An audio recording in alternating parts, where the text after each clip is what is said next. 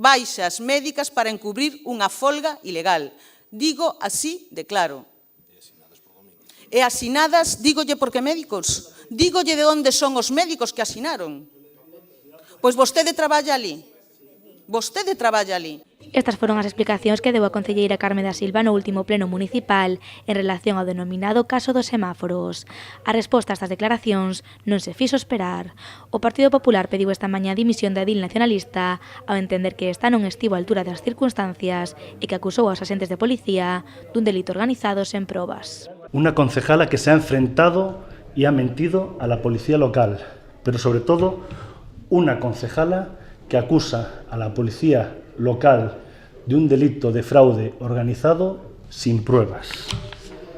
Una concejala que acusa a la policía de una actividad delictiva organizada o tiene pruebas o tiene que irse a su casa. Rafa Domínguez tamén fixo referencia esta mañá ás acusacións que Carme da Silva verteu sobre a súa persoa. En concreto, o voceiro popular asegura que a edil nacionalista lle acusou de dirixir a policía e de estar detrás das pintadas ameazantes que apareceron fronte ao domicilio da concelleira. Yo le pido que rectifique esto sobre mi persona, o si no, y lo digo sin estridencias, con sigilo, con tranquilidad, tomaré las medidas que yo entienda necesarias.